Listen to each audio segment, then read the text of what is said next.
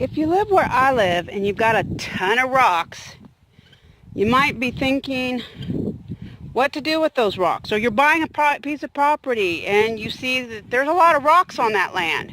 And you're wondering, what can I do with all those rocks?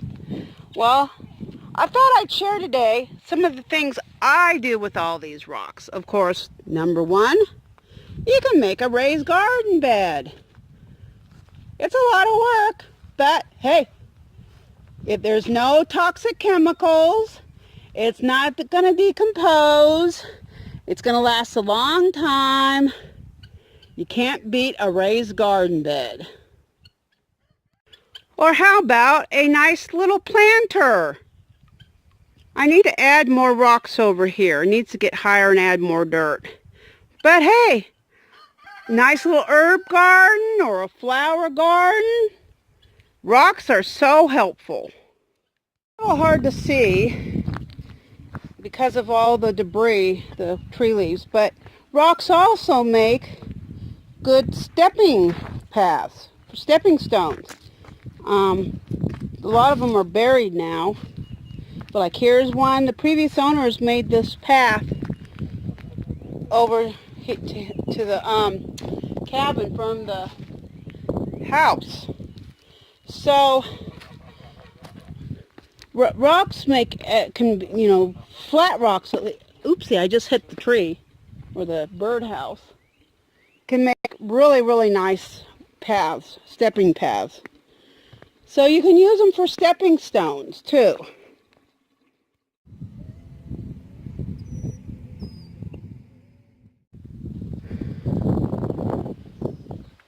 Another use of rock, especially if you have solid rock, solid sheets of rock, big huge sheets or big massive rocks lying around, is to use them as foundation supports. My house, here's my house,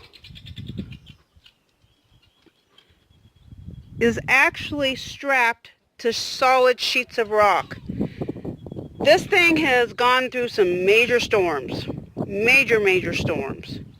Storms that, like if you know what straight line winds or a microburst is, that's when, let's see, winds will come straight down and they hit the ground and they spread out. And they can travel 135 miles per hour or even faster. I mean, they can take a plane right out of the sky. If you are familiar with the Dallas Cowboys, their training camp was hit by a microburst a few years back, severely damaging, or I'm not sure if it just completely destroyed it, so it had to be taken down, or just damaged it, but it caused some massive injuries. I mean, the microbursts they're bad. They're worse than tornadoes because there's no way to predict them. As far as I know, there's no way to predict them at all. So this house has gone through a microburst. It was confirmed by the National Weather Service, and it survived.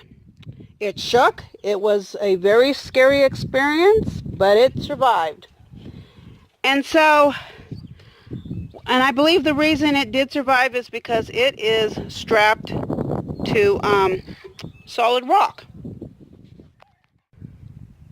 This is what was the rabbit colony, and it also is built on a solid sheet of rock. Now there's a lot of rabbit poop in here. I haven't bothered to clean it up, but this is a solid sheet of rock. You can see it goes beyond.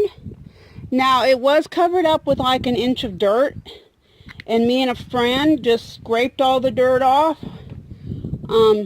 cleaned it completely off, and this building is literally attached to a solid sheet of rock. So this is a great foundation. How are you doing? You could use more water. And so it's just, I mean, if you have solid sheets of rock or you have boulders, that there's no way on earth anything's moving those suckers. Consider using them as foundations for buildings, because I mean, that's what you want to... I mean, why pour concrete if you don't have to? If you've already got it for free in the form of rock. So, that's just a very, if you've got it, a very, very good use of rock. Okay, another use of solid rock, which I think the Native Americans used all the time, is as a tool, a scraper. Look the rabbits like to pee and poop in their bowls. It gets disgusting, and it's hard to do with one hand, but I can just scrape it all off, but using the rock. And I look for specific rocks, and then I just, use it to scrape. It's much easier to do with two hands than it is one hand. But I just scrape it all off. And, hey, the rocks are free. If I go get a spatula or something, I gotta wash it off, or have a, dedicated one just for this purpose. That costs money. So using rock, I've now cleaned. I mean, this other one was just thick with it. It was horrible. So now I got two clean bowls. For the most part, this one's kind of wet because I washed it. It was so bad I took the hose and washed it out. But that's another use of rocks. Use them as a tool. I've used rocks like hammers. Instead of having to go get a hammer, just grab a rock and use it to pound nails that are coming out of the roof. Like at the chicken coop, I have a couple nails that keep wanting to come out all the time. I just grab rock and pound it down. So you can use them as a hammer, as a scraper. You can use rocks for all sorts of tools. They're really handy that way. So another use for rocks is the dreaded pothole. I don't know if you can see this very well. I've got one deep pothole here with a speed bump. Well, it's not a speed bump, but it's more level, so because of the first pothole, it's like a speed bump, but then you get into another deep pothole.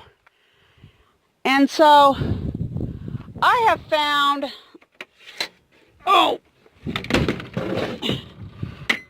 small rocks are very useful in filling up potholes.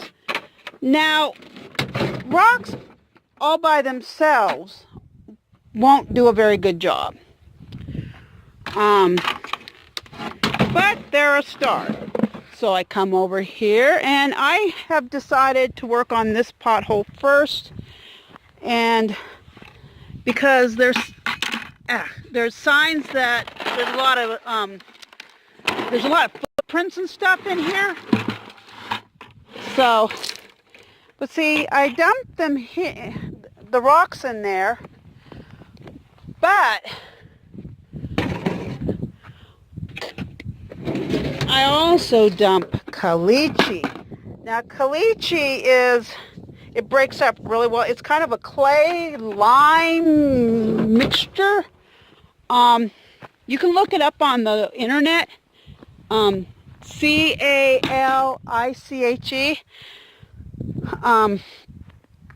If I think about it, I'll try to put a link. But it makes, I can't do this one-handed. It makes great, well, this road, caliche was laid down here. All these roads in this part of the country, dirt roads, hold on. Okay, in this part of the country, dirt roads are made with caliche. And so it's an abundant supply. And so all I have to do is, on the side of the roads is huge piles of the stuff that the road crews left behind, and I'll just, spread out some of this rock, and I'll dump the rest in here, and I'll put the caliche on, and I'll probably leave those buckets in my truck unless I have to go to town, and just use it to fill up this hole. Mix the rocks and the caliche up to fill the hole. And then it's supposed to rain. Well, we've got like a 30% chance today. I mean, right now, there's a 30% chance of rain. And then I think it goes up. I don't know. But I'm getting warnings. So if we get a nice rain, that will help mix everything. And then driving over it will help pack it and help. I have actually filled up a couple of potholes along this. This is my driveway. And I've actually filled up a couple potholes this way. But I've got a whole bunch more, so I'm going to get to work. But rocks are very useful in filling up potholes. Another good use of rocks is as a doorstop. You can also use them as a paperweight. And I've seen some people, they will paint rocks so that they're pretty and can use them as a paperweight. I don't usually use rocks that way, but that is a use. But I often use them as a doorstop. I find them very, very helpful as a doorstop. Another use for rocks is as a ground cover. I put all these rocks here really the first, I don't know, maybe the second year I lived here, first or second year, to help suppress weeds from growing in this area. And I have had a lot less weeds. You can still see there are some weeds here, but it's not nearly as bad as other areas around this house. And I just thought, it's right by the door, it's right by the house. I really don't want weeds growing here. And so I decided to use rocks. And a lot of people will buy gravel as a ground cover in areas where they do not want rocks. They do not want weeds to grow. So that's another very good use of rocks. And so there's a lot of benefits to having rocks around. They are not a nuisance. People go out and spend a lot of money on rocks. So, rocks can be a blessing. It all depends on how you look at it. And if you have other uses, things you use rocks for, if you have a lot of rocks on your property and you have found other ways to use them, I challenge you to either do a video on how you use your rocks and maybe share it with me, or comment below on how you use rocks around your property, especially if you have an idea that I haven't shared yet. And I just want to thank you for watching, and I hope you have a wonderful, blessed day.